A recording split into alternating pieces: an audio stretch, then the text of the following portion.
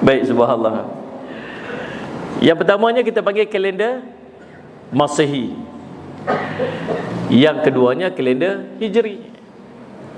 Kalender Masehi sesuai dengan namanya, Masehi dengan maksud Al-Masih Isa ibni Maryam, Nabi Isa alaihissalam. Dan kalender ini berasal daripada Sayyid Muhammad, kaum ataupun penganut agama Nasrani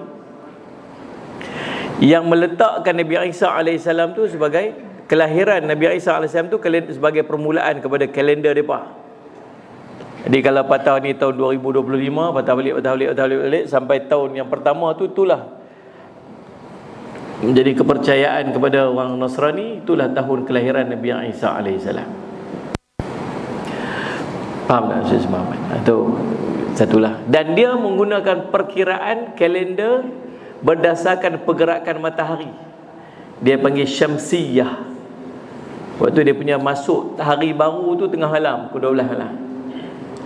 Kita pula ada kalender kita sendiri. Kalender kita sendiri, orang Islam punya kalender, namanya kalender Hijri atau Hijriyah. Kalender kita ni sesuai dengan nama dia juga mengambil peristiwa hijrahnya Nabi SAW daripada kota Mekah ke kota Madinah. Kita dengar tu kan lagu 1 Muharram detik permulaan perkiraan tahun Islam hijrah, perpindahan Nabi dan umat Islam dari kota Mekah ke kota Madinah. Oh, dari ekor ni sedap pula macam ni. Kita dah habis lagu ni. Allah SWT. Jadi kalender ni diasaskan daripada tahun hijrahnya Nabi sallallahu alaihi wasallam. Dan perkiraan kalender ini berasaskan kepada pergerakan bulan.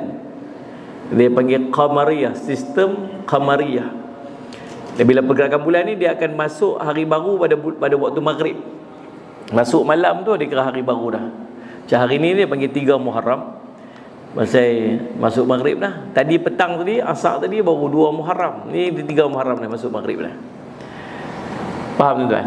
Dan kalender ni bukan ada pada zaman Nabi SAW lagi. Tak ada lagi. Pada zaman Nabi SAW, Muharram, Safar, Rabiul Awal, Rabiul Akhir, Jamadil Awal, yang ni ada dah. Yang ni memang ada dah. Memang digunakan oleh orang-orang musyrikin sebelum tu. Bahkan orang-orang sebelum tu memang dah guna dah Muharram, Safar, Rabiul Awal. Dan nama-nama ni pun dia sesuai dengan aktiviti ataupun keadaan semasa pada bulan itu, dinamakan bulan tersebut. Bulan Safar sebagai contoh. Bulan Muharram ni bulan yang dilarang pada mereka untuk keluar berperang. Boleh tak boleh berperang. Ada 4 bulan mereka tak boleh berperang. Dia panggil bulan haram. Allahumma salli Muhammad. Kemudian bulan Safar, bulan tu orang pekat-pekat keluar dah start dah nak keluar untuk apa? Bulan Ramadan, bulan panas. Bulan itu bulan yang cuacanya panas, kering. Namanya bulan Ramadan.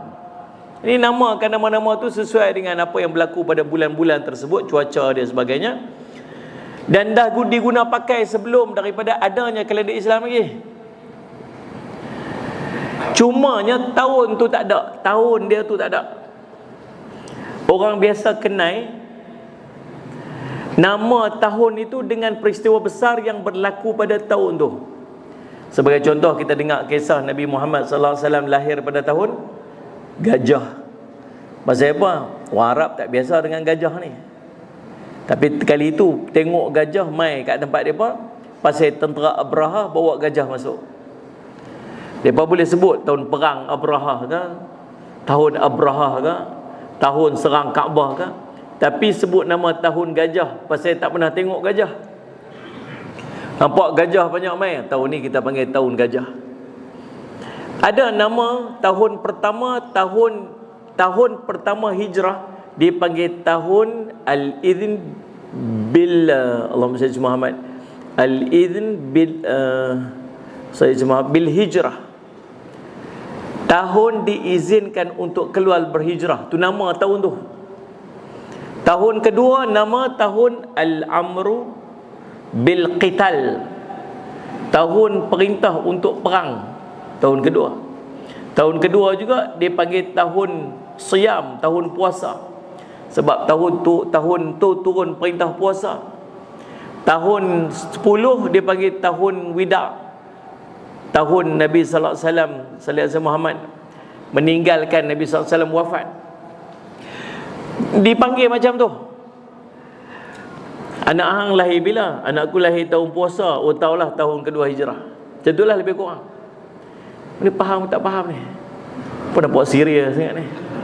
Masalah mikrofon ni kan? Saya okey tuan-tuan pula. Dia tarik muka apa saya buat lah. Biasalah tuan-tuan. Itu semua okey. Tak ada masalah apa. Saya tak pakai mikrofon pun tuan-tuan boleh dengar.